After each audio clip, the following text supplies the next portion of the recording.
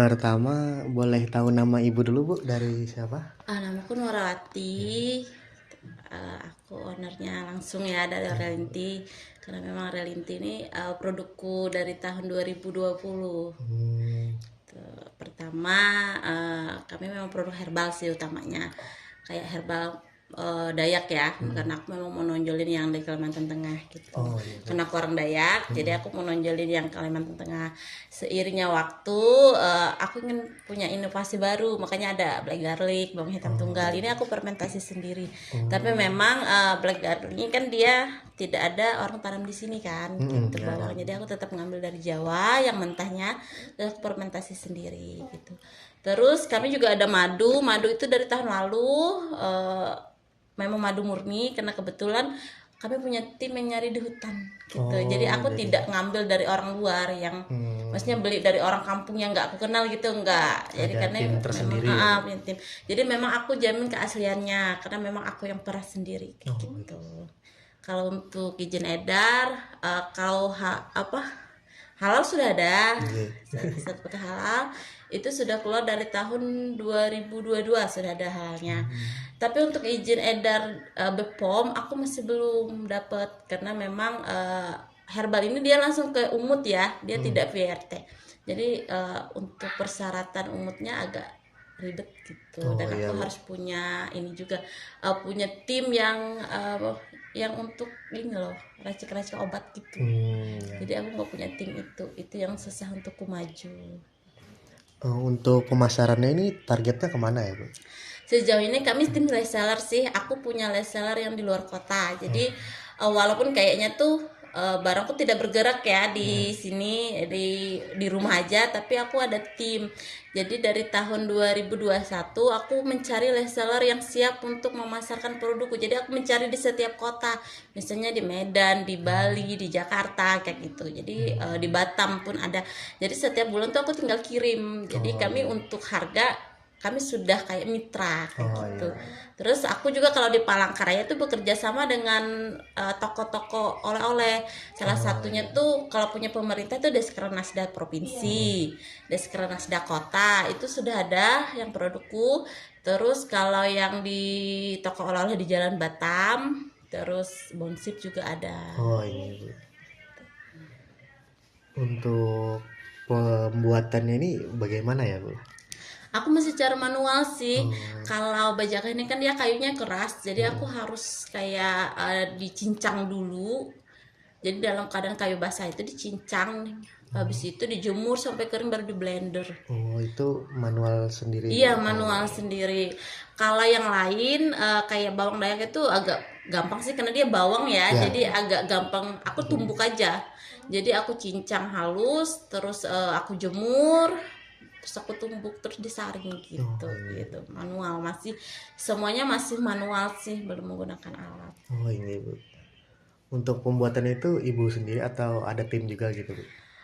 Untuk saat ini aku sendiri, kecuali kita ada pemesanan dalam jumlah banyak, biasanya aku freelance, aku panggil orang gitu. Biasanya mahasiswa juga bantu. Kalau yang ininya tetap aku, maksudnya kayak nyincangnya selama aja tetap aku sendiri. Terus kalau ininya nanti mereka paling bantu packing aja sih. Oh ini gitu ya.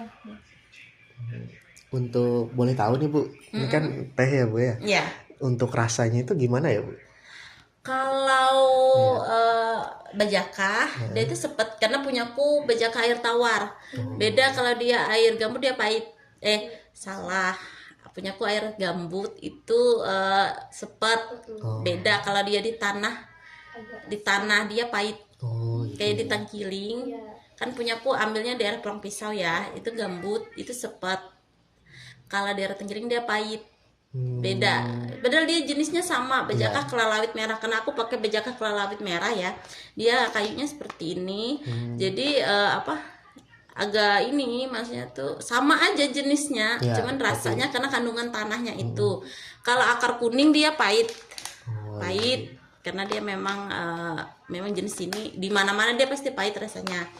Kalau bawang dayak tuh langu, ya kayak rasa-rasa bawang gitulah, tapi tidak tidak se-strong bawang merah atau bawang putih gitu. Untuk madunya itu Bu gimana Bu? Kalau madu dia manis pada umumnya.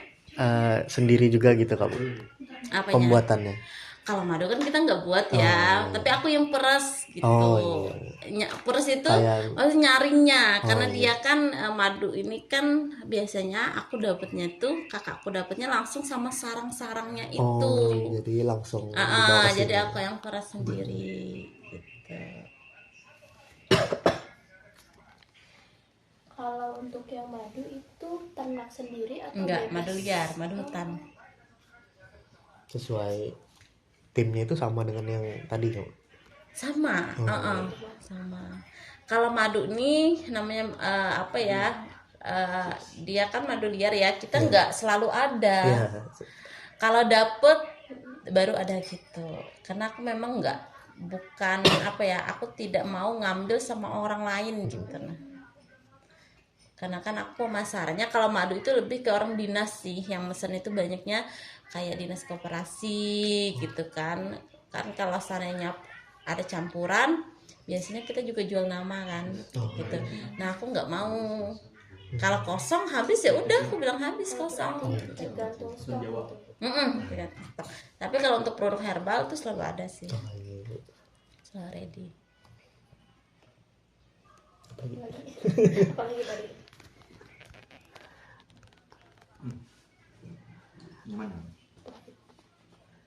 Oh iya Bu, tadi profilnya usahanya ini tadi dari tahun 2021 ya Bu? 2020. Oh 20 ya.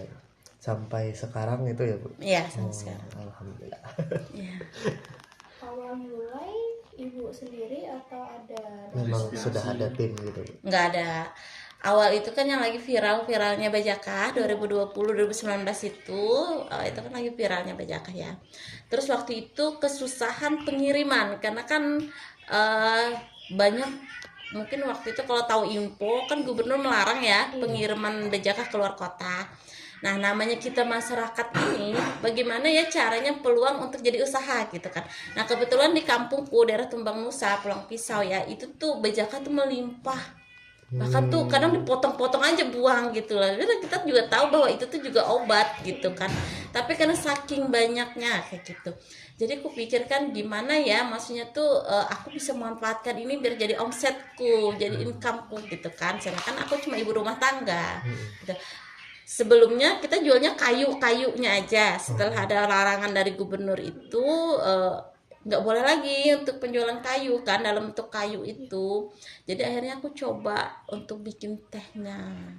Awalnya gitu aku posting di Facebook, aku coba 1-2 dulu. Belum ada merek-mereknya waktu itu kan, masih kayak jual ini aja. Terus ternyata banyak yang pesen.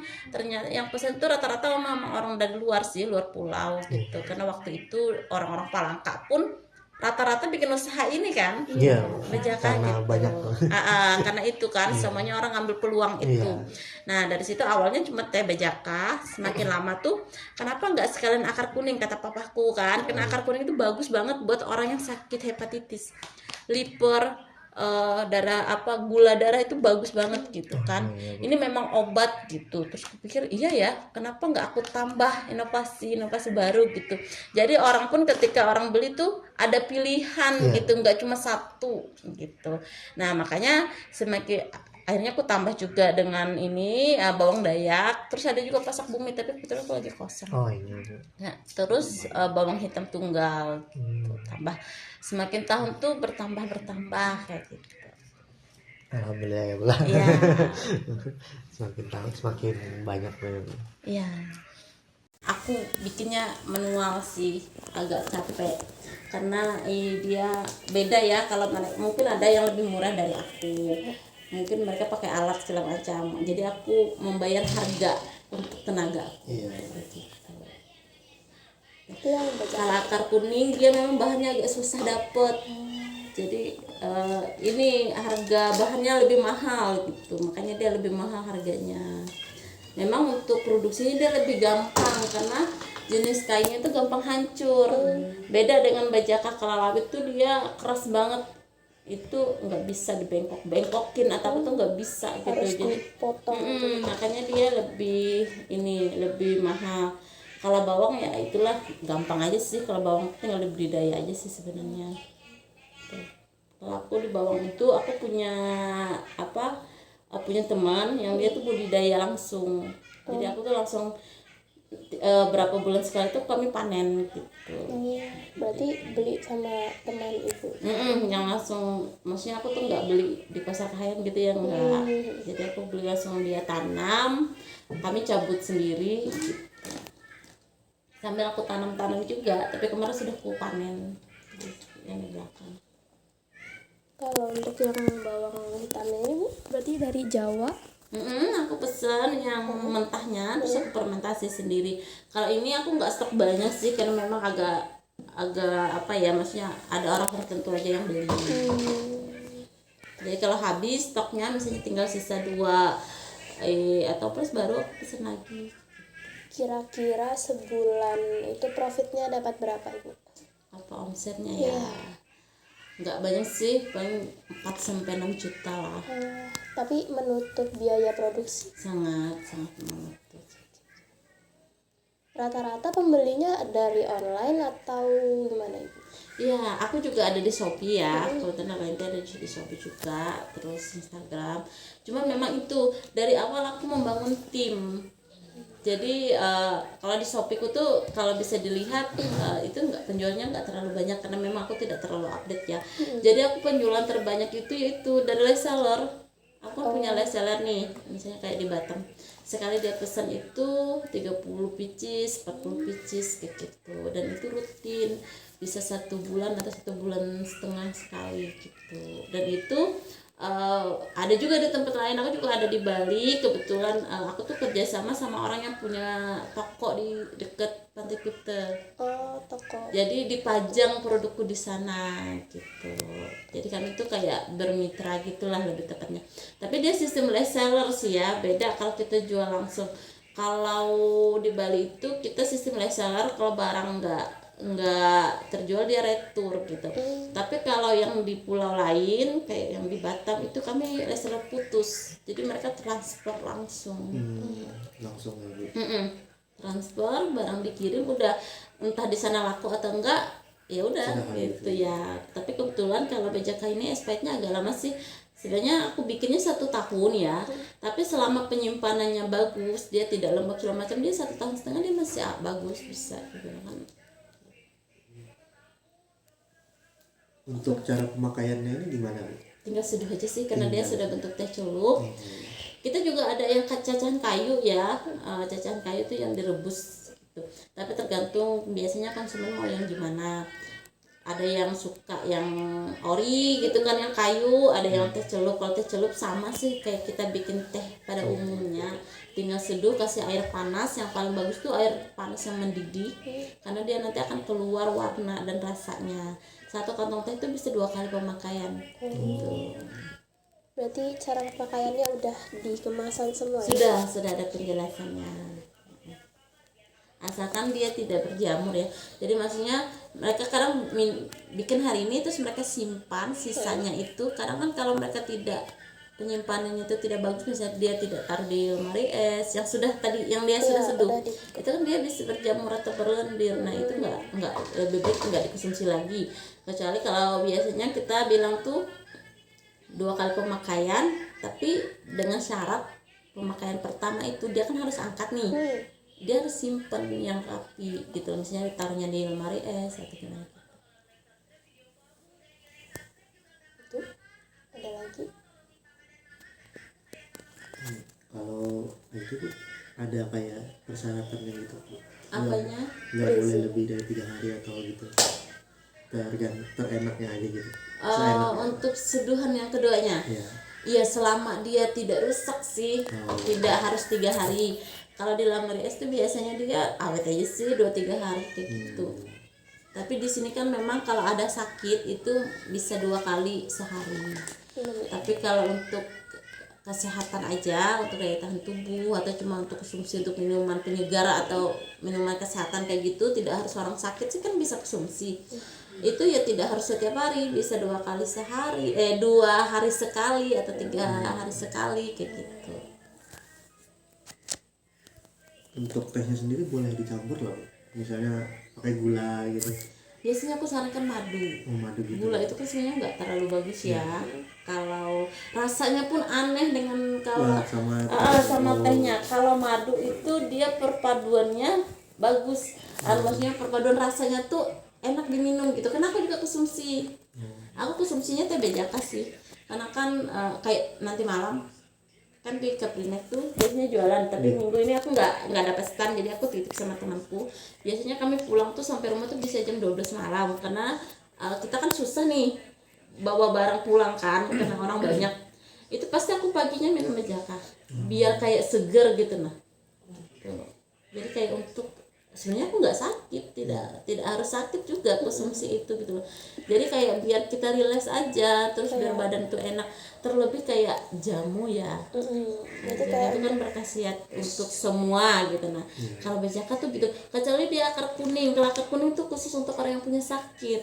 Misalnya dia hepatitis, terus liver, penyakit kuning, gula darah gitu. Kalau untuk gula itu bagus juga. perizinannya apa aja, Bu? Ini izin usaha sudah ada, terus aku juga punya sertifikat halal. Kalau untuk izin edar pemasaran itu yang belum gitu, karena memang herbal ini kan dia bukan VRT ya. Syaratnya kalau herbal itu dia harus punya industri sendiri, maksudnya rumah produksi yang berbeda dengan tempat tinggal gitu. Jadi tidak boleh gabung gitu. Karena itu memang persyaratan dari BPOM-nya seperti itu. Nah, untuk ke situnya aku masih belum mampu. Itu yang membuat aku tuh juga belum mendapatkan izin edar gitu. Aku sudah konsultasi, maksudnya gimana dengan solusinya. Makanya kemarin ada saran gimana kalau bikin dapur produksi tapi bentuk kelompok gitu. Jadi kita ngumpulin orang yang produksi herbal yang di Palangkaraya. Terus berapa orang kita ngajukan alat atau ngajukan rumah produksi yang layak gitu. Nah kemarin sudah kita rencanakan kayak gitu. Kita sudah pertemuan juga, karena kebetulan di Palangka ini kan banyak juga yang produksi herbal ya selain aku gitu. Jadi kendala kami juga sama, hampir sama. Karena kan untuk biaya produksi yang sesuai standar BPOM itu kita paling tidak tuh harus punya uang 100 jutaan lah gitu kan. Nah untuk ke situ kan namanya kayak kami kan cuma UMKM kecil gitu. Nah yang permodalan untuk omsetnya aja kita masih untuk hidup gitu. Nah bukan industri besar yang kayak pengusaha yang yaudah uang usaha tidak perlu digunakan untuk hidup gitu kan, enggak. Kalau kami kan hidupnya juga dari sini kayak gitu.